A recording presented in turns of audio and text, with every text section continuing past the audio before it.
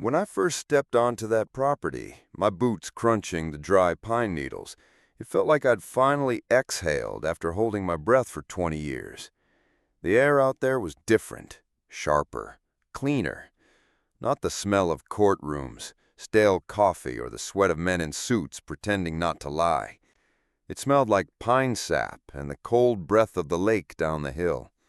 The cabin was a wreck, roof half caved in, windows boarded or broken, vines choking the porch rails.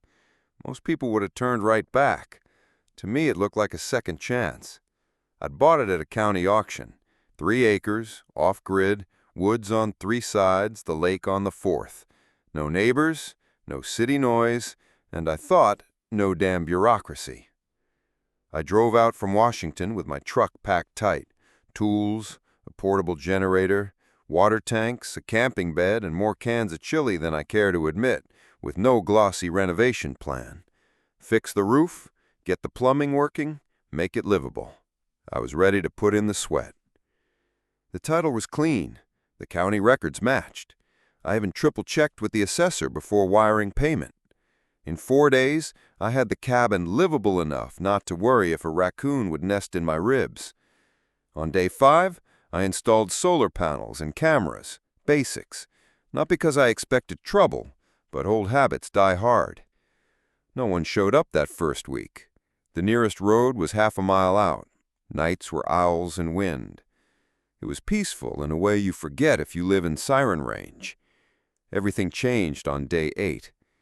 I was on a ladder hammering shingles when a black SUV crawled down the gravel path at the tree line.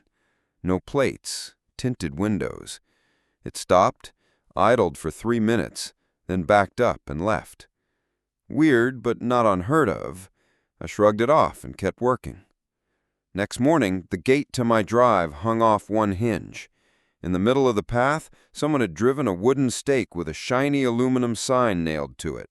Private community area. No trespassing. Not a county sign. Not legal. Intentional. I filmed it all. The broken gate, the sign, the perimeter. No official markers. No fences. I wasn't part of any HOA. That night, I added 2 more cameras, reinforced the gate, and put a fresh padlock on it. I wasn't looking for a fight, but I wasn't leaving because someone drove a stake into my dirt. While cleaning the tool shed a few days later, I found one solar panel purposely tilted away from the sun. The bolts were loosened. Not an accident. That night I barely slept. Every creak of the timber sounded like a warning. 2 days after the broken gate, I heard tires on gravel and saw 3 men in matching forest green polos with a gold emblem, Clearwater Bay Security Patrol. 2 wore sidearms. They walked onto my land like they owned it. The leader, later I'd learn his name was Henry Lott, planted himself near me and said flatly, "You can't be out here. This is Clearwater Bay jurisdiction. You're trespassing on HOA-managed land." I showed him my deed, county maps, GPS coordinates. He scoffed. "We don't go by courthouse politics. We go by the community charter." One of his crew filmed while the others spread out. Heat rose in my neck. Not fear. Familiar, dangerous anger. I pulled out my phone and recorded. "Threaten to call the sheriff, and I will," I said. He snatched the tablet I'd used to show him the parcel boundaries. We had a brief tug-of-war. I won it back and told him, "Touch me again and you'll regret it." He leaned in, mocked me, and left with a parting, "This isn't over. You'll be hearing from us."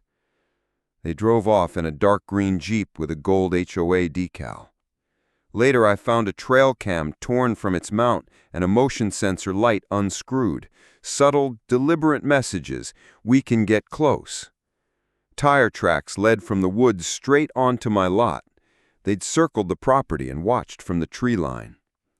2 nights later, after settling in with the shotgun close, the driveway camera pinged, 2 masked figures moving slow and coordinated.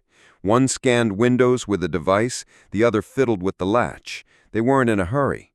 I racked the shotgun, shouted, and called the sheriff. They bolted. Near the porch I found a baseball bat, a crowbar, and a two-way radio that still crackled on a private channel. I photographed everything, time-stamped it, backed it up to the cloud, and sent the evidence to Colton.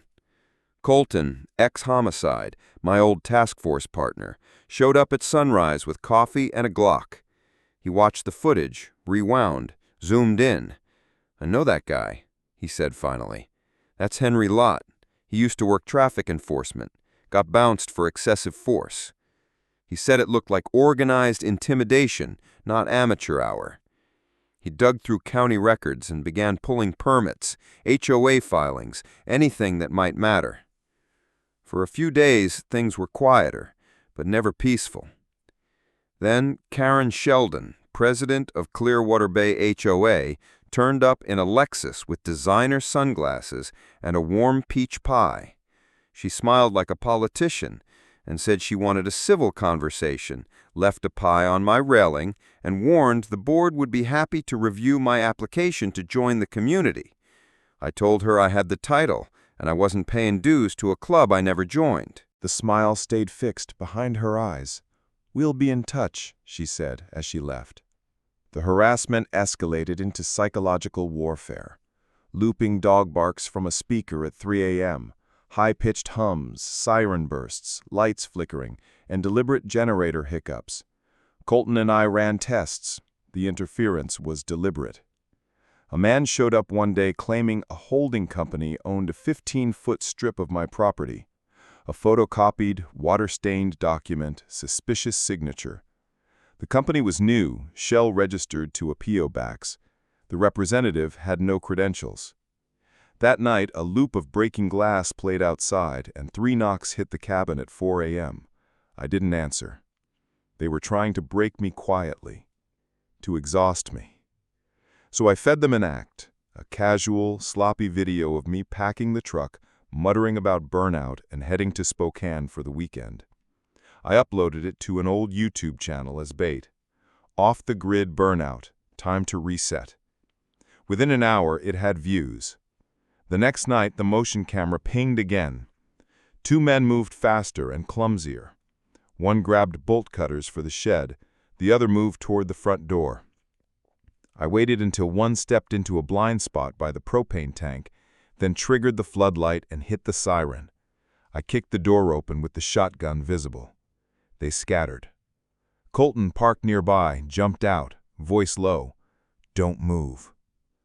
Lincoln County deputies arrived minutes later. We caught Craig Marlowe, a Clearwater Bay security volunteer, with gloves, a radio tuned to the HOA channel, and a map of my property annotated with red X's at camera mounts, the generator, and the breaker box. Between my thermal footage, Colton's dash cam, and Craig's backpack, the case was crystal clear. Premeditated, organized harassment. I uploaded the footage, titled the video, "When Your HOA Sends MKs, Cabin Defense Caught on Camera," and it blew up. By noon, it had tens of thousands of views. By night, national outlets called. An anonymous tipster, maybe a disgusted board member, sent us internal HOA emails. One line stood out. "Apply noise cycle, disable solar, stage another presence event, he's cracked." In writing. We handed everything to the state prosecutor.